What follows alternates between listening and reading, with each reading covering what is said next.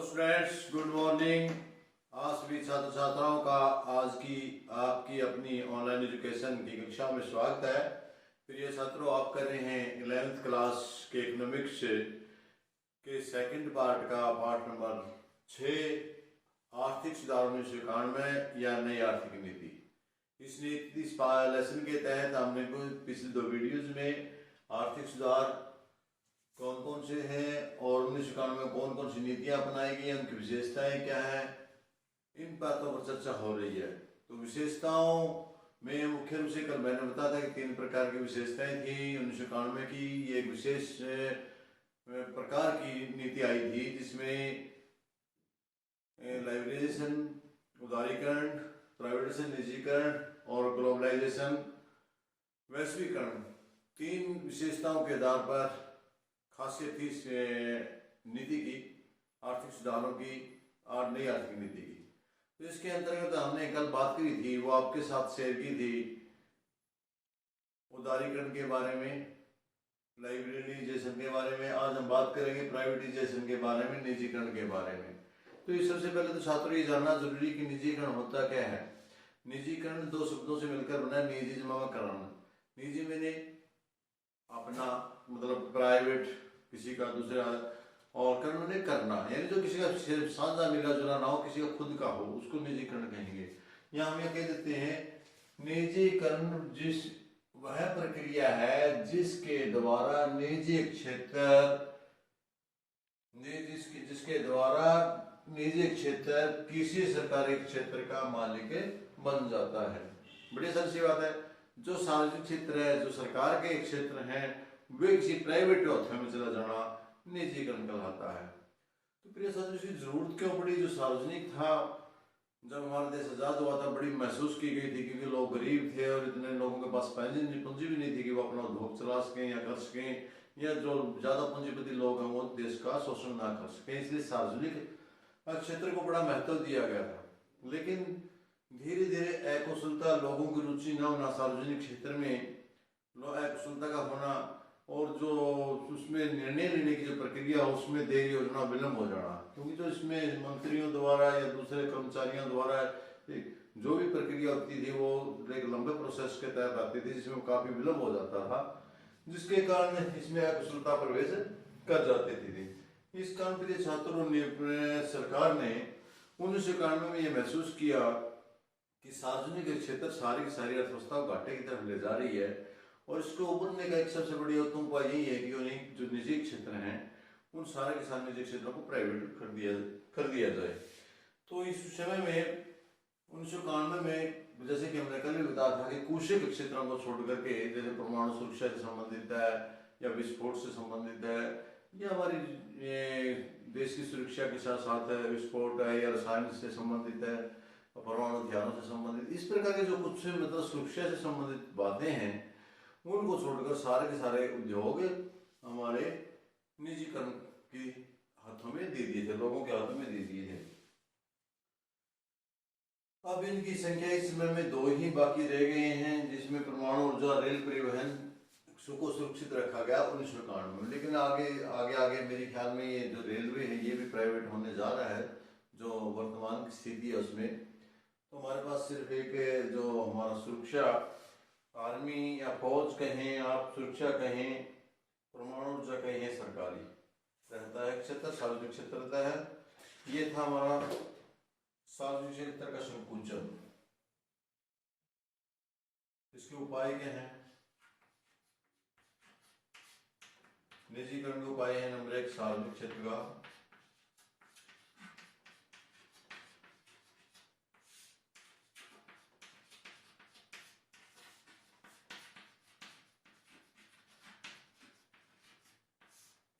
मेरे साथ, जैसे कि मैंने पहले भी आपको बताया है कि जो सार्वजनिक क्षेत्र है इसका संकोचन कर दिया है।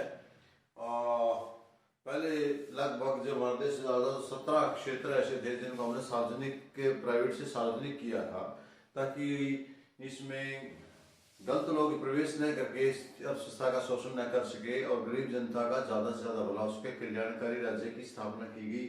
लेकिन लोगों की रुचि, अकुशलता और कार्य की विलंबता और अन्य कुछ कारणों के कारण सार्वजनिक क्षेत्र इतनी प्रगति नहीं कर पाया, और न करने के कारण में एक महसूस किया गया कि बिगड़ती अर्थव्यवस्था को सुधारने के लिए या देश के भुगतान शेष को सुधारने के लिए कि जो हमारे सरकारी क्षेत्र जो हमें घाटे की तरफ ले जा रहे हैं उनका निजीकरण कर दिया जाए, उनको प्राइवेट संस्थाओं के हाथ में दिया जाए, ऐसा कर दिया गया था। और लगभग 2017 में से 2 क्षेत्र रखे थे और बाकी सारे प्रमाण इसमें कर दिए गए थे। इसके बाद जो अगला पॉइंट है वो सार्वजनिक क्षेत्र का उद्योगों में सरकार का विनिवेश।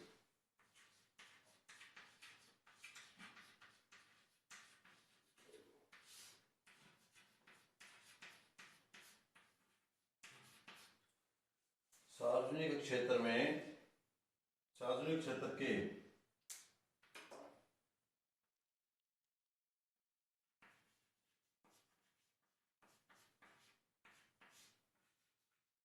उद्योगों का विनिवेश।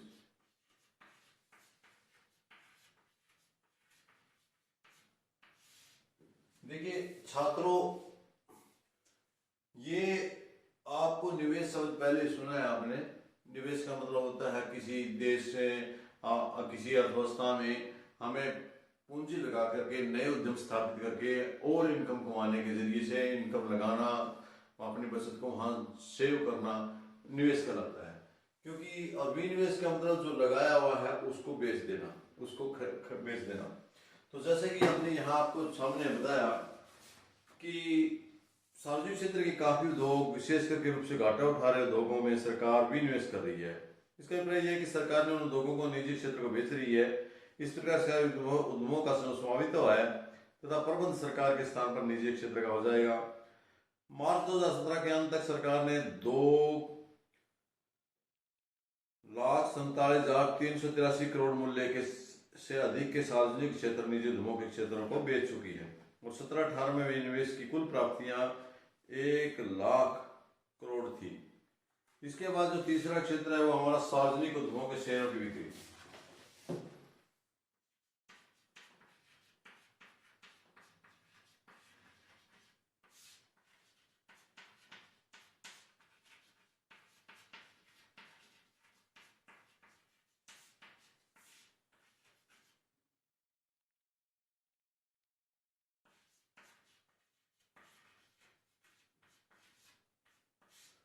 बिक्री इसका मतलब ये कि जो शेयर हैं पहले सार्वजनिक क्षेत्र के पब्लिक को नहीं बेच दिए जाते थे, क्योंकि यदि हम आम पब्लिक को बेचेंगे तो उसकी हिस्सेदारी हो जाएगी। लेकिन इस नीति के लागू होने के बाद जो सरकारी क्षेत्र हैं उनके शेयर आम पब्लिक में बेचे दिए जाने लगे। सरकार सार्वजनिक क्षेत्र के कई उद्यमों, बैंकों के शेयर वित्तीय संस्थानों, जनता को बेच रही है। इसके फलस्वरूप इन उद्यमों पर निजी क्षेत्र का आंशिक स्वामित्व हो जाएगा, क्योंकि जो शेयर पब्लिक ले लेंगे, यदि शेयर लोगों के पास चले गए तो लोग क्या करेंगे, धीरे धीरे थोड़ा थोड़ा अंश उनका भी उसके अंदर शामिल हो जाएगा। आप गए अर्ध सरकारी, जो धीरे धीरे सरकारी से पूरे निजीकरण में की तरफ दौड़ हो जाएंगे।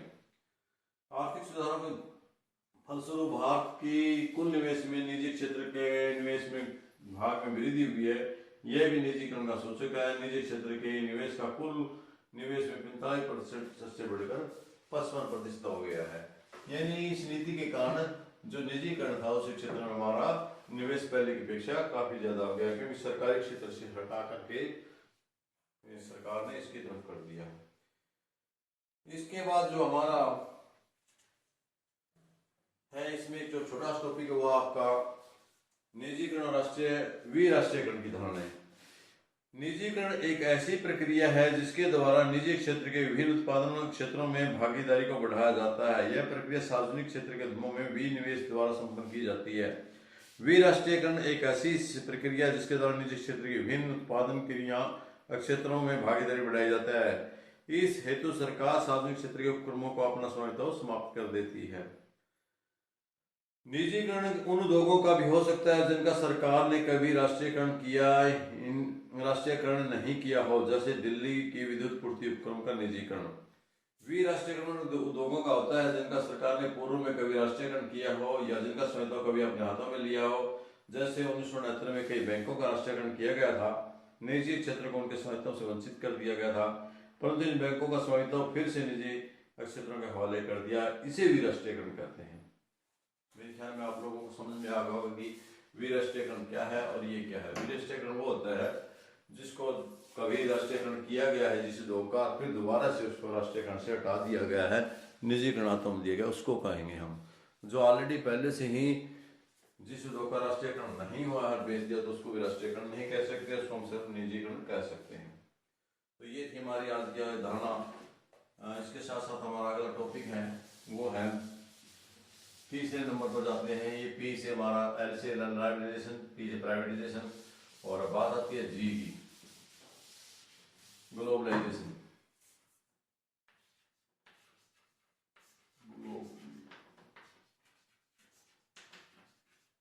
यानी वैश्वीकरण।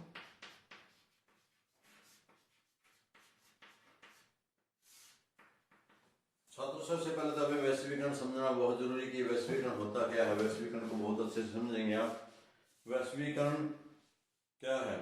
वैश्वीकरण से अभिप्राय देश की अर्थव्यवस्था में संसार के अन्य देशों की अर्थव्यवस्था से मुक्त व्यापार, पूंजी, श्रम की कुशलता, गतिशीलता आदि के द्वारा उसको संबंधित करना है।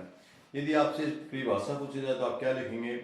आप लिखेंगे वैश्वीकरण से अभिप्राय विश्व की अर्थव्यवस्था में आए हुए वैश्वीकरण, इससे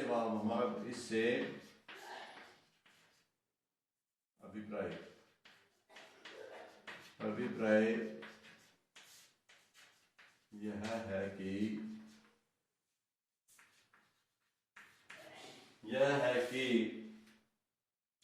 विश्व अर्थव्यवस्था में आए खुलेपन,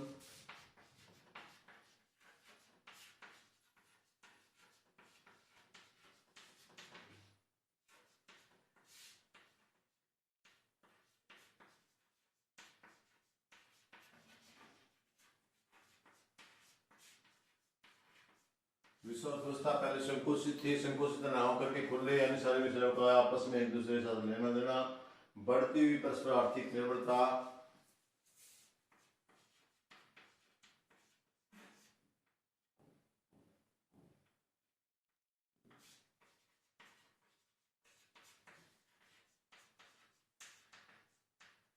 आपसी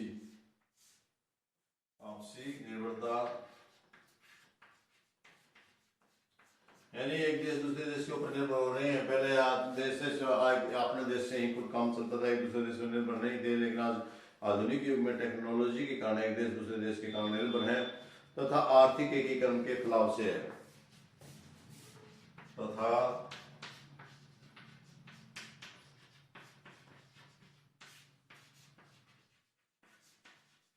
आर्थिक एकीकरण के खिलाफ से है। सबसे पहला स्टूडेंट्स आपको परिभाषा समझनी जरूरी है, क्योंकि कई बार एग्जाम में 1 या 2 नंबर की परिभाषाएं पूछ लेते हैं, तो उसको समझने के लिए आपने समझना कि वैश्वीकरण क्या है। इससे पहले यह हमारा अभिप्राय यह है कि विश्व में जो अर्थव्यवस्था में वैश्वीकरण एक वह प्रक्रिया है जिसमें विश्व की अर्थव्यवस्था में आए खुलेपन, बढ़ती हुई आपसी निर्भरता और आर्थिक एकीकरण के खिलाफ से। तो स्टूडेंट इसमें 3 चीजें आई हैं। नंबर 1 है खुलापन, यानी विश्व सारा खुल गया है, एक दूसरे के लिए जुड़ा नहीं हुआ है। और तीसरी बात है आपसी निर्भरता। आज लोग आधुनिकीकरण के कारण नई टेक्नोलॉजी के जमाने में एक देश दूसरे देश पर डिपेंड है। और तीसरा आर्थिक एकीकरण के खिलाफ से है। जो आर्थिक रूप से हम एकीकरण है एक है वो पूरे विश्व में फैलने से है, यानी पूरे विश्व में, यानी कहने का सार ये है कि अनेक होके भी एक है और एक होकर भी हम सब अनेक हैं। इस प्रक्रिया का नाम वैश्वीकरण है। तो ग्लोबलाइजेशन जैसे पूरे विश्व से संबंधित सारे विश्व का एक होना, ये है। इसके बाद हाँ, यदि आपको परिभाषा समझ में आ गई तो हम इसके आगे चलते हैं। इसकी भारतीय अर्थव्यवस्था वैश्वीकरण के मुख्य घटक निम्नलिखित हैं। इसके घटक कौन कौन से घटक हैं इसके? नंबर 1 है विदेशी पूंजी निवेश की समय सीमा में वृद्धि। विदेशी पूंजी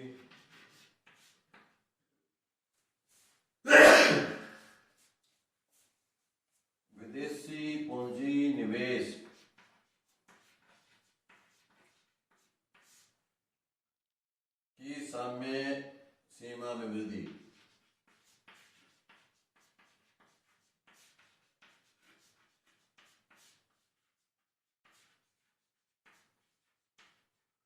वैश्वीकरण में उसका पहला घटक क्या है कि जो आवाम विदेश में पूंजी लगाई हुई है उस पूंजी की सीमा है जो हमारी पहले उससे ज्यादा बढ़ाना, उसको आर्थिक सुधारों के अनुसार विदेशी पूंजी निवेश की सीमा 40% से बढ़ाकर 51% तथा कुछ क्षेत्रों में 100% कर दी गई। उस प्राथमिकता के 47 उद्योगों में 100% पूंजी की निवेश की इजाजत बिना रोक टोक लाल वित्तीय की दी जाएगी। निर्यात करने वाले व्यापारी घरानों में 100% की तक की विदेशी पूंजी निवेश की अनुमति दी जाएगी। इस संबंध में विदेशी मुद्रा प्रबंधक का जो कानून है वो लागू किया गया है। इस प्रकार विदेशी पूंजी की निवेश इकाइयां पर पुर्जे, कच्चे माल और तकनीकी जानकारी के आयात के मामले में सामान्य नियम लागू रहेंगे। और नंबर 2, इसके बाद आपका जो ये घटक थे, नंबर 1 घटक और नंबर 2 आपका, इसका नंबर 2 आपका है आंशिक परिवर्तनशीलता।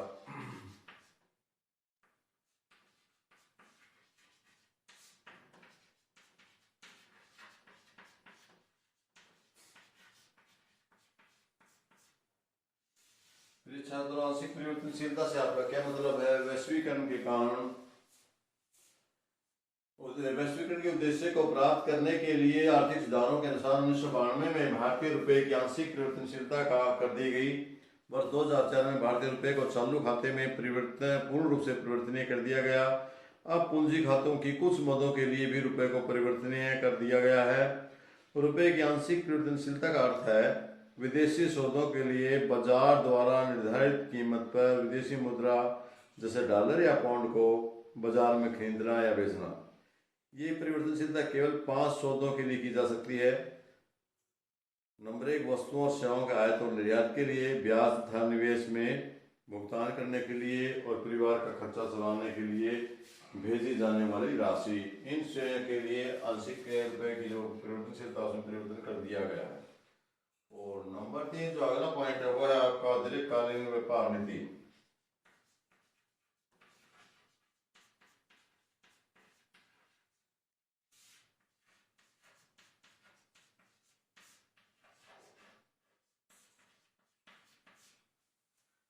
दीर्घकालीन व्यापार नीति क्या है? आर्थिक सुधारों के अनुसार विदेशी व्यापार नीति को दीर्घकालीन अर्थात 5 वर्ष की अवधि के लिए लागू किया गया। इस नीति को मुख्य विशेषता उसकी उदारता है। इस नीति को व्यापार में लगे सभी नियंत्रण प्रतिबंधों को हटा दिया गया, जैसे कि हमने कल आपको उदारीकरण के अंदर बताया था। खुली प्रतियोगिता को प्रोत्साहन दिया गया तथा उसके लिए सभी सुविधाएं प्रदान की गई। अब कुछ विशिष्ट वस्तुओं को छोड़कर किसी भी वस्तु का आयात निर्यात विदेश से किया जा सकता है। सरकारी एजेंसियों द्वारा खरीदी या बेचे जाने वाली वस्तुओं की संख्या भी सीमित करके अब उनके व्यापार के समान अवसर दे दिए गए हैं। इस नीति की विशेषता है कि प्रशासनिक नियंत्रणों को बहुत ही कम कर दिया गया है। और चौथा पॉइंट आपका ट्रैफिक दरों की कमी। नंबर 4 क्या आपका? ट्रैफिक दरों की कमी।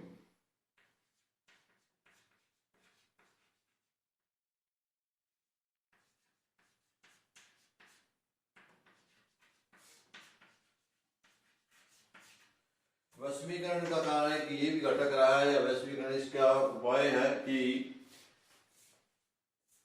आर्थिक सुधारों के अनुसार भारतीय अर्थव्यवस्था को अंतर्राष्ट्रीय रूप में उपयोगी बनाने के लिए आयात और निर्यात पर लगाए जाने वाले जितने भी सीमा शुल्क, ट्रैफिक कर हैं, उनको एकदम खत्म न करके धीरे धीरे आने वाले समय में धीरे धीरे सबके लिए खत्म कर दिया, ताकि हमारे देश का आयात और निर्यात ज्यादा हो सके। ज्यादा सरकार इसने नहीं किया कि वैश्वीकरण के जुड़ने के कारण जो नई टेक्नोलॉजी है उन वस्तुओं का दुनिया से हम आयात कर सकें, और जो अपनी प्रतिभा है, अपना ज़्यादा व्यापार, अपना निर्यात हम ज़्यादा से ज़्यादा कर सकें और अपने विश्व के बाजार में अपनी वस्तुओं को बेच करके हम करेंसी कमा सकें। तो इस प्रकार सरकार ने जो डूबती अर्थव्यवस्था थी उस अर्थव्यवस्था को बचाने के लिए 1991 में एक जो नई पॉलिसी लेकर के आई वो थी एलपीजी, और एलपीजी को लागू करके उन्होंने अर्थव्यवस्था को एक अच्छा मार्ग देने का प्रयास किया। तो मेरे ख्याल में आप लोगों को ये तीनों नीतियाँ अच्छे से समझ में आई, तीनों की परिभाषाएं हैं, तीनों के बारे में आपको जो भी उपाय घटक इनके थे वे अच्छे से समझ में आए होंगे। आपके लिए प्रश्न परीक्षा की दृष्टि से बड़ा इम्पोर्टेंट है। तो ये दोनों वीडियोस गलवाड़ी और राजवाड़ी आप बच्चों को देख करके समझना है और समझ करके आगे बढ़ना है। इन्हीं शब्दों के साथ आप बच्चों से विदा लेते हैं। कल मिलते हैं नए टॉपिक के साथ। तब तक के लिए आप सभी का बहुत बहुत धन्यवाद। Thank you.